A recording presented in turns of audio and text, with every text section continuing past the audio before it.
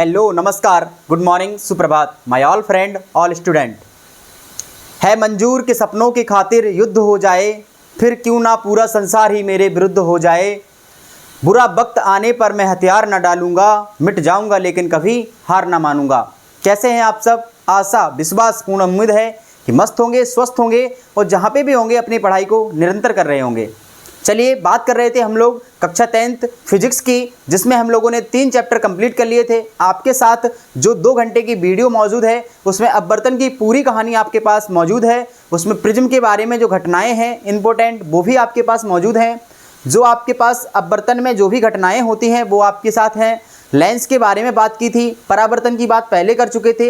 इतनी बातें हम लोग जो कर चुके थे, उसके आगे जो नेक्स्ट चैप्टर आता है ऑप्टिक्स का, लास्ट जो आपका पोर्शन है जिसका नाम है ह्यूमन आइज, मानव नेत्र। ये कहीं ना कहीं 10th के लिए तो पूरा है ही है, साथ में जो लोग 12th से जुड़े हुए हैं उसके लिए वो बेस का जो काम करेगा वो क्लास ये आपके लिए महत्वपूर्ण होने वाली है। चलिए बात करते हैं बिना समय गवाए कि ह्यूमन आइज क्या होता है, मानव नेत्र क्या होती है। इसे अगर हम व्यावहारिक रूप में देखें तो हर व्यक्ति के पास ये जो आँख है वो मौजूद है, जिसके सहारे हम सारी चीज़ों को देखते हैं, जिसके सहारे हम जो सामने वाला व्यक्ति है उसे देखते हैं, वस्तुओं को देखते हैं। कोई भी चीज़ जब हम देखते हैं तो अपनी आँख की मदद से देखते हैं। आज उस आँख का जो स्ट्रक्चर होता है, जो उसके अंदर क्या क्या भाग होते हैं उसके बारे में बात करेंगे। और कभी कभी आपने देखा होगा कि कोई व्यक्ति को चश्मा लग जाता है, वो चश्मा कौन सा लगा होता है, उसे व्यक्ति को क्या हो गया होता है कि उसे चश्मा लगा दिया जाता है। कोई व्यक्ति चश्मा बड़ा लगाता है, लेंस छोटा लगा हुआ होता है। इस तरीके से तमाम बातें जो आपके दिमाग में क्लिक करती हैं वो आज आपके साथ जो होने वाली हैं उनका निपटारा आज हम लोग करेंगे। सब चीज़ एक एक करके डिस्कस करेंगे, बिल्कुल एक तरीके से आपको सारी चीज़ें बिल्कुल समझ में आएंगी। क्लास में बने रहिए, जिसके नोट्स नहीं बने हैं वो नोट्स बनाइए। यहाँ से इस वाले चैप्टर से आपको लगभग 3 से 4 नंबर आने की प्रबल संभावना रहती है हर बार। तो यहाँ से एक क्वेश्चन आपको 101% देखने को मिलेगा, इसलिए पूरा वीडियो ध्यान से देखिएगा और आपके साथ जो मदद हो सकती है वो हम बराबर कर रहे हैं। चलिए बात करते हैं ह्यूमन आइज की, मानव नेत्र। सबसे पहले मानव नेत्र की जब भी बात होती है तो हम अपने आँख को देखते हैं ध्यान से, तो हमें आँख में बहुत सारी चीज़ें दिखाई देती हैं। जैसे वाइट कलर का कुछ दिख रहा है, जैसे ब्लैक कलर का कुछ दिख रहा है। इस तरीके से जब हम ह्यूमन आइज को अपना डायग्राम के हिसाब से देखते हैं तो कुछ डायग्राम ऐसा निकल के आता है, बहुत ध्यान से देखेंगे। जब भी हम ह्यूमन आइज, कभी कभी क्वेश्चन नहीं आता है कि मानव नेत्र की संरचना बनाइए और उसके जो भाग हैं उसका वर्णन कीजिए। तो आपको क्या करना है, मानव नेत्र बनाने के लिए आपको ऐसे करना है। ऐसे करने के बाद आपको कुछ इस तरीके से ले जाना है, इसको इस तरीके से ले जाने के बाद आपको ऐसे कर लेना है, ठीक है ना। और यहाँ पर आपको क्या करना है, एक लेंस फिट कर देना है। आपको क्या करना है, एक लेंस फिट कर देना है। लेंस फिट करने के बाद आपको क्या करना है, इसमें कुछ लेयर्स होती हैं, उन लेयरों को आपको बना लेना है। इसमें जो कुछ लेयर होती हैं उन लेयरों को आपको बना लेना है। जैसे एक लेयर ये होगी आपके पास मौजूद, इसके बाहर एक लेयर ये मौजूद होगी, इसके बाहर एक लेयर ये मौजूद होगी आपके पास, और इसके बाहर एक और जो लेयर है अंदर, इसके अंदर एक और लेयर होगी, वो आपको बना लेनी है, ठीक है ना। कुछ इस तरीके से एक लेयर और होती है, उसको आपको बना लेना है। बहुत ध्यान से देखते जाएंगे, अगर संरचना आएगी तो आप बिल्कुल अच्छे से बना सकते हैं, ठीक है ना। और इसके बाहर का जो पोर्शन होता है उसको आपको ऐसे बना लेना है, ठीक है ना। जो बाहर का पोर्शन होता है उसको आपको ऐसे बना लेना है, लीजिए। और इसमें कुछ एक पार्ट्स होता है इस टाइप से, ये आपको इस तरीके से आपकी आँख की जो संरचना होती है वो तैयार होती है, ठीक है ना। जो आपकी आँख की संरचना होती है वो तैयार हो जाती है। और इसको आपको जो बीच वाली लाइन है उसको थोड़ा सा डार्क कर लेना है, जो बीच वाली लाइन है उसको थोड़ा सा आपको डार्क कर लेना है, ठीक है ना। तो अगर आप इस तरीके से आँख बना लेते हैं और अपने एग्ज़ाम में अगर आपसे पूछा गया है तो आपको अगर इसको तैयार कर लेते हैं तो आपको सफिशिएंट नंबर दिए जाएंगे। इनका नामकरण करते हैं कि कौन सी चीज़ क्या होती है, इसका नामकरण करते हैं और देखते हैं कि कौन सी चीज़ क्या होती है। सबसे पहले हम देखते हैं कि हमारे पास जो बाहर की लेयर है इसको हम लोग बोलते हैं दृढ़ पटल। क्या कहते हैं? दृढ़ पटल कहते हैं, ठीक है ना। और इसके जो अंदर वाली लेयर होती है उसको हम लोग बोलते हैं रक्तक पटल। क्या कहते हैं? रक्तक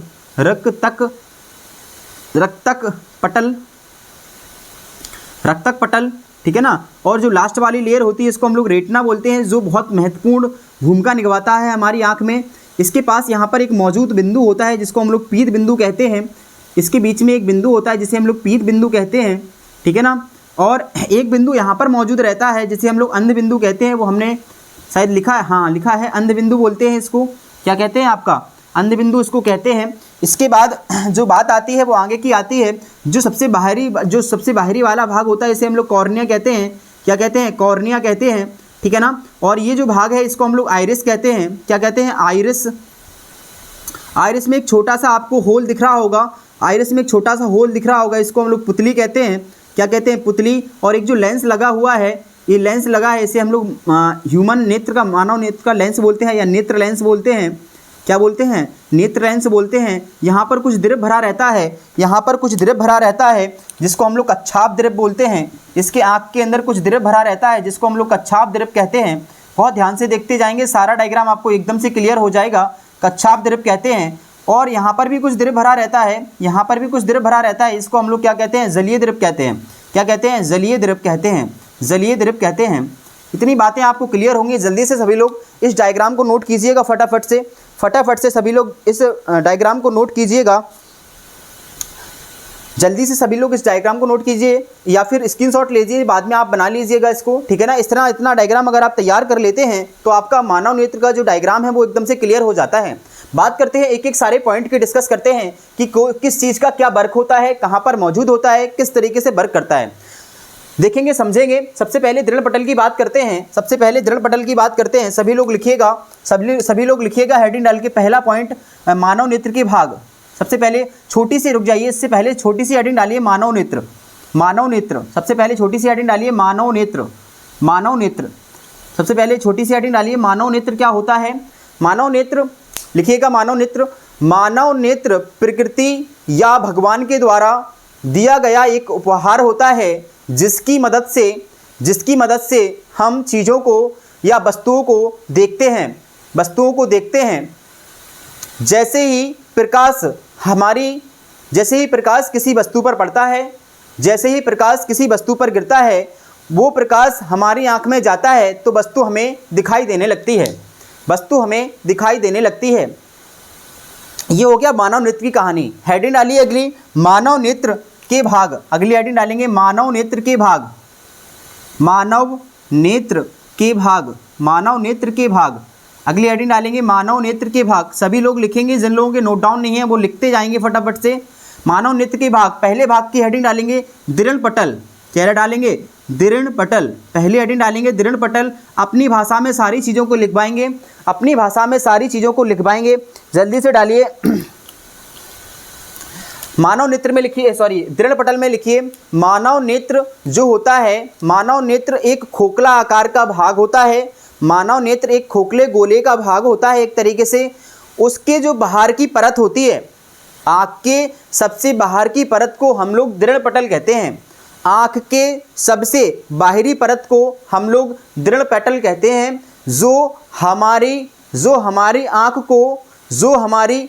को आने वाली प्रकाश की किरणों या धूल वगैरह कणों से रोकने में मदद करती है, ठीक है ना। इसके बाद दूसरी जो हेडिंग डालेंगे उसका नाम होगा आपका क्या, रक्तक पटल। क्या हेडिंग डालेंगे, रक्तक पटल, रक्तक पटल।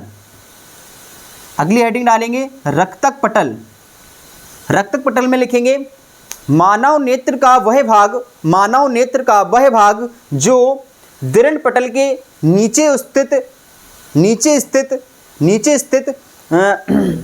पटल होती है, नीचे स्थित जो लेयर होती है या सतह होती है, उसे हम लोग रक्तक पटल कहते हैं, उसे हम लोग रक्तक पटल कहते हैं। और यह आने वाले प्रकाश को अवशोषण करने का कार्य करती है, और यह आने वाले प्रकाश को अवशोषण करने का कार्य करती है। तीसरी हेडिंग डालेंगे आप, तीसरी हेडिंग डालेंगे कॉर्निया। क्या हेडिंग डालेंगे, कॉर्निया। अगली हेडिंग डालेंगे सभी लोग कॉर्निया। कॉर्निया क्या होता है, बड़ा सिंपल होता है। जो आँख का उभरा हुआ भाग दिख रहा है सबसे बाहर जो उभरा हुआ भाग दिख रहा है ब्लैक कलर का, उसे हम लोग कॉर्निया कहते हैं। लिखेंगे कॉर्निया में मानव नेत्र का सबसे उभरा हुआ भाग, मानव नेत्र का सबसे उभरा हुआ भाग कॉर्निया कहलाता है, जहाँ से प्रकाश प्रवेश करता है। आगे जो अगली हेडिंग होगी उसमें लिखेंगे आप आइरिस। चौथी हेडिंग डालेंगे आइरिस। क्या हेडिंग डालेंगे? आइरिस। आइरिस मानव नेत्र का कॉर्निया के जस्ट आगे वाला भाग, मानव नेत्र के कॉर्निया के ठीक पीछे वाले भाग को आइरिस कहा जाता है। ठीक पीछे वाले भाग को आइरिस कहा जाता है, जो लगभग अपारदर्शी होता है। जो लगभग अपारदर्शी होता है। जो लगभग अपारदर्शी होता है। ठीक है ना, इतनी सभी लोगों को लिख गया होगा। पांचवी हेडिंग डाल के लिखेंगे फटाफट से। पांचवी हेडिंग डालेंगे और नाम डालेंगे अपन लोग पुतली। क्या हेडिंग डालेंगे? पुतली। चलिए अगली हेडिंग डालेंगे पुतली। पुतली में लिखेंगे मानव नेत्र का वह भाग, मानव नेत्र का वह भाग या आइरिस में एक छोटा छिद्र होता है, या आइरिस में एक छोटा छिद्र होता है, जिसे हम लोग पुतली कहते हैं। जिसे हम लोग पुतली कहते हैं।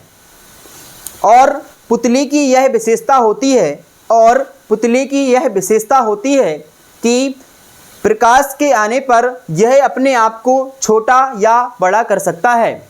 और पुतली की यह विशेषता होती है कि प्रकाश के आने पर यह अपने आप को व्यवस्थित करता रहता है, और ये अपने आप को व्यवस्थित करता रहता है। चलिए 5 पॉइंट सभी लोगों के एकदम से क्लियर होंगे, एकदम से सभी लोगों के क्लियर होंगे। अगली जो 6 हेडिंग होगी उसका नाम होगा आपका जलीय द्रव। अगली हेडिंग डालेंगे जलीय द्रव। जलीय द्रव अगली हेडिंग डालेंगे सभी लोग जलीय द्रव। इसमें लिखिएगा आप, इसमें लिखिएगा कि कॉर्निया और लेंस के बीच में जो भाग होता है, कॉर्निया और मानव नेत्र के बीच में जो भाग होता है, उसमें जो द्रव भरा रहता है, कॉर्निया और मानव नेत्र का जो बीच का भाग होता है, उसमें जो द्रव भरा रहता है, उसे हम लोग जलीय द्रव कहते हैं। उसे हम लोग जलीय द्रव कहते हैं, या उसे हम जलीय द्रव कहते हैं। ठीक है ना। जलीय द्रव का स्वाद खट्टा होता है। जलीय द्रव का स्वाद खट्टा होता है। इतनी बात आप लोगों ने जलीय द्रव में लिख ली होगी।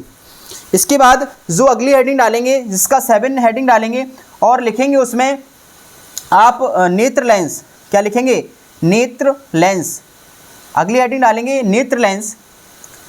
मानव नेत्र में नेत्र लेंस के अंदर लिखेंगे मानव नेत्र में एक द्विउत्तल लेंस लगा होता है। मानव नेत्र में एक द्विउत्तल लेंस लगा होता है, जिसे हम नेत्र लेंस कहते हैं। जिसे हम नेत्र लेंस कहते हैं।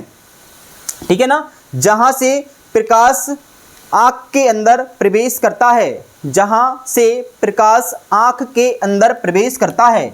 8वीं हेडिंग डालेंगे कच्छाव द्रव। 8वीं हेडिंग डालेंगे कच्छाव द्रव। कच्छाव द्रव अगली हेडिंग डालेंगे कच्छाव द्रव। आँख के अंदर एक द्रव और भरा रहता है। आँख के अंदर एक द्रव और भरा रहता है, जिसे हम लोग कच्छाव कहते हैं। आँख के अंदर एक द्रव और भरा रहता है, जिसे हम लोग कच्छाव कहते हैं। इतनी बातें सभी लोगों को एकदम से क्लियर होंगी। बेहतरीन पॉइंट लिखेंगे। लास्ट 9वां पॉइंट डालेंगे। हेडिंग डालेंगे 9वें पार्ट के रूप में रेटिना। क्या हेडिंग डालेंगे? रेटिना। फटाफट लिखते जाइए सभी लोग। रेटिना हेडिंग डालेंगे। रेटिना हेडिंग डालेंगे मानव नेत्र में रक्तक पटल के नीचे स्थित एक सतह। मानव नेत्र में रक्तक पटल के ठीक नीचे उपस्थित या स्थित परत या मानव नेत्र की सबसे भीतरी परत को हम रेटिना कहते हैं। मानव नेत्र की भीतरी परत को हम लोग रेटिना कहते हैं। हम रेटिना कहते हैं। ठीक है ना। रेटिना कहते हैं जहाँ पर सारी वस्तुओं के प्रतिबिंब बनते हैं। जहाँ पर सभी वस्तुओं के प्रतिबिंब बनते हैं और वस्तु हमें दिखाई देती है। जहाँ सभी वस्तुओं के प्रतिबिंब बनते हैं और वस्तु हमें दिखाई देती है, रेटिना कहलाता है।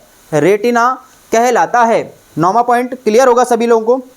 10वें पॉइंट की बात करते हैं पीत बिंदु। 10वें पॉइंट की बात करते हैं पीत बिंदु।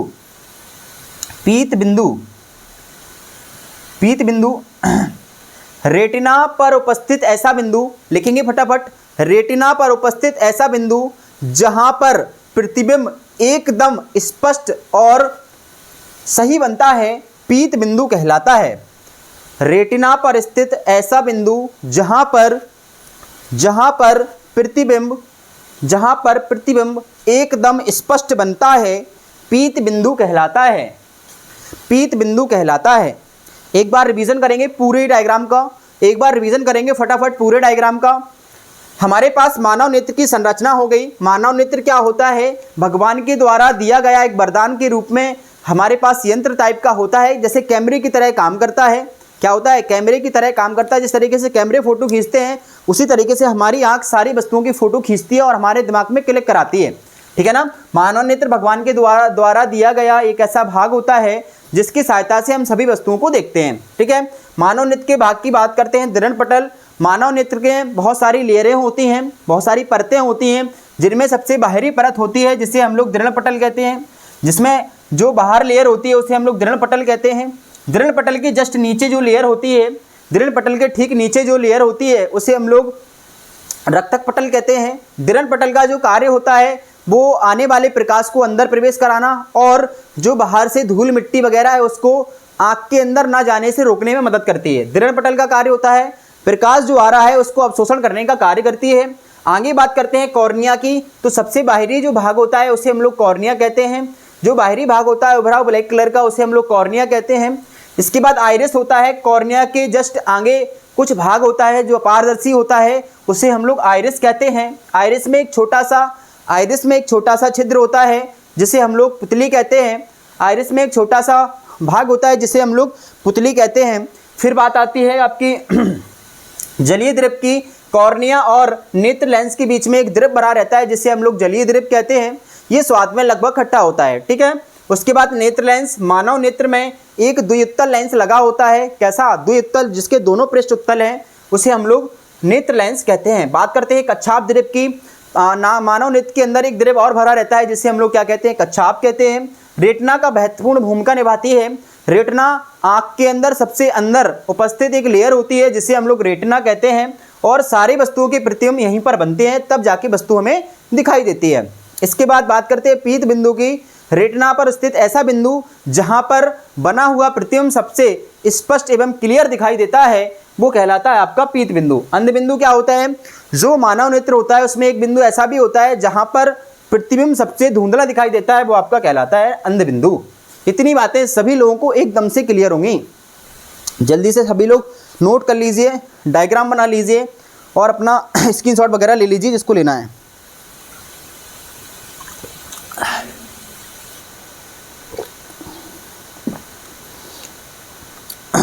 चलिए आगे चलते हैं और समझने का प्रयास करते हैं। थोड़ा सा आगे बढ़ते हैं और समझने का प्रयास करते हैं आगे क्या कहानी है।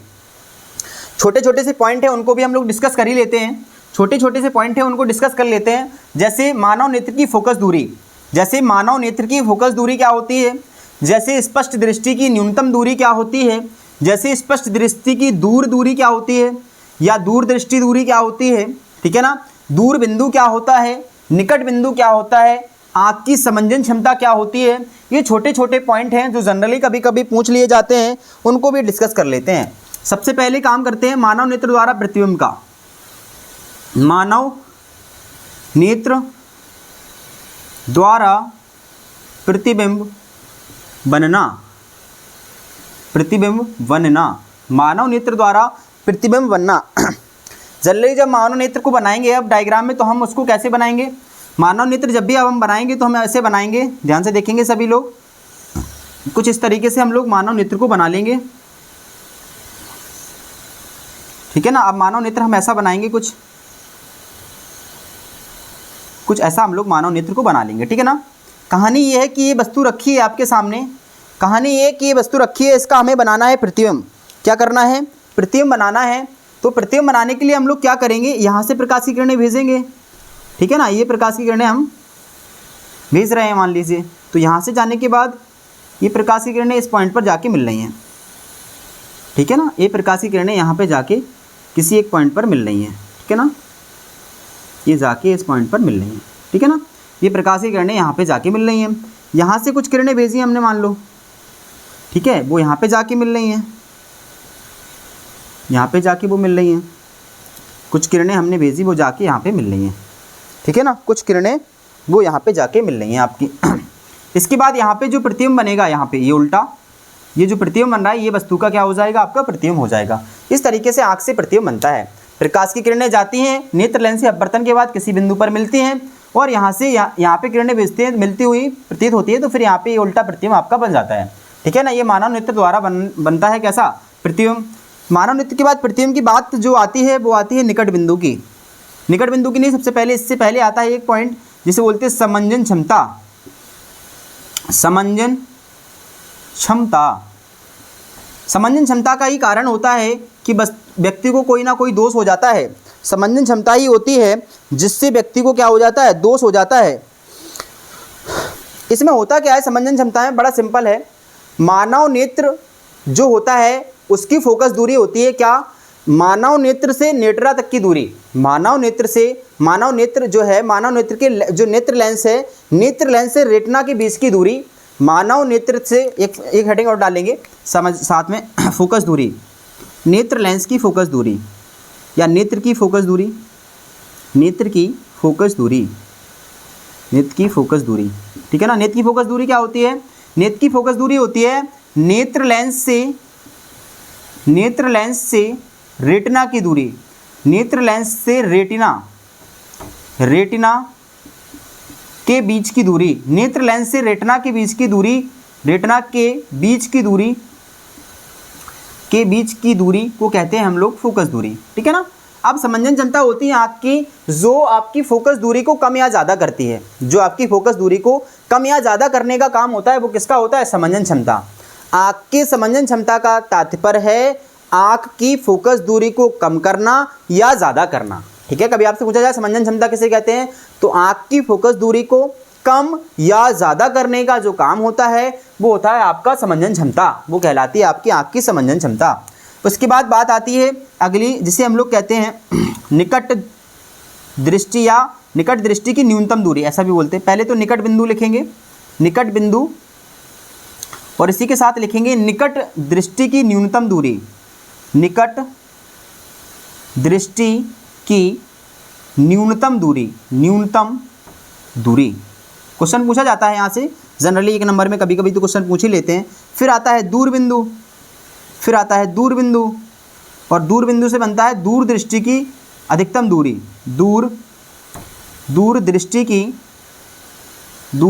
की अधिकतम दूरी, अधिकतम दूरी। सबको एक एक से क्लियर करेंगे। पहले बात करते हैं निकट बिंदु की, ये भी इंपॉर्टेंट हो जाता है अपने आप में। निकट बिंदु की बात करते हैं तो मानव नेत्र के पास में उपस्थित, सबसे पास में उपस्थित ऐसा बिंदु जहाँ पर हम अपनी अधिकतम समंजन क्षमता लगा के, क्षमता मतलब ताकत लगा के, अधिकतम समंजन क्षमता लगा के जिस पास तक की बिंदु को देख सकते हैं वो आपका कहलाता है निकट बिंदु। हेडिंग डालेंगे, लिखेंगे निकट बिंदु। निकट बिंदु मानव नेत्र के पास में उपस्थित ऐसा बिंदु होता है जब हम अपने आँख की पूर्ण समंजन क्षमता लगा के उस बिंदु को देखते हैं। मानव नेत्र के पास में उपस्थित ऐसा बिंदु जिसमें हम अपने आँख की पूर्ण समंजन क्षमता लगा के उस बिंदु को देख सकते हैं, निकट बिंदु कहलाता है। निकट दृष्टि की न्यूनतम दूरी, अगली हेडिंग डालेंगे। निकट बिंदु से मानव नेत्र तक की दूरी स्पष्ट दृष्टि की न्यूनतम दूरी कहलाती है, या निकट दृष्टि की न्यूनतम दूरी कहलाती है। जो स्वस्थ आँख के लिए, नोट भी लिखेंगे फटाफट से, नोट लिखेंगे, स्वस्थ आँख के लिए स्पष्ट दृष्टि की न्यूनतम दूरी 25 सेंटीमीटर होती है। पूछा जाता है, रिपीटेड क्वेश्चन है बहुत टाइम। स्पष्ट दृष्टि की न्यूनतम दूरी होती है तो आपको क्लिक करना है 25 सेंटीमीटर। दूर बिंदु क्या होता है, मानव नेत्र से दूर स्थित ऐसा बिंदु, मानव नेत्र से दूर स्थित ऐसा बिंदु, मानव नेत्र से दूर स्थित ऐसा बिंदु जहां पर हम अपनी बिना समंजन क्षमता लगाए उस बिंदु को देख सकते हैं। बिना समंजन क्षमता लगाए हम उस बिंदु को देख सकते हैं, दूर बिंदु कहलाता है, दूर बिंदु कहलाता है। इसके बाद दूर दृष्टि की अधिकतम दूरी, मानव नेत्र से दूर तक की वह दूरी जहाँ तक बिना समंजन क्षमता लगाए देखा जा सकता है दूरदृष्टि की अधिकतम दूरी कहलाती है। जो नोट लिखेंगे, स्वस्थ आंख के लिए दूरदृष्टि की अधिकतम दूरी इन्फिनिटी यानी अनंत होती है। दूरदृष्टि की अधिकतम दूरी अनंत होती है, अधिकतम दूरी अनंत होती है। लिख लिया सभी लोगों ने लिख लिया।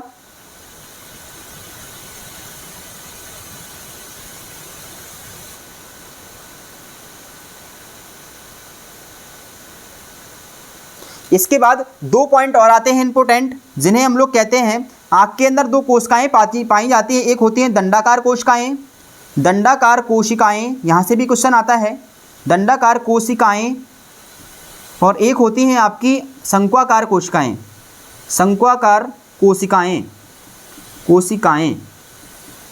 ठीक है ना, शंक्वाकार कोशिकाएं। दंडाकार कोशिकाएं क्या होती हैं, शंक्वाकार कोशिकाएं क्या होती हैं, ये हमारी आँख की तीव्रता को प्रदर्शित करती हैं। किसकी तीव्रता को? ये शंक्वाकार जो कोशिकाएं होती हैं वो वस्तु के आकार रंग रूप को प्रदर्शित करती हैं, ठीक है ना। दंडाकार कोशिकाओं का आँख में जो सीन होता है, आँख के लिए जो कार्य करने का सीन होता है वो होता है प्रकाश की तीव्रता को डिफाइन करना, यानी प्रकाश की तीव्रता को बताना कितनी आ रही है प्रकाश की तीव्रता।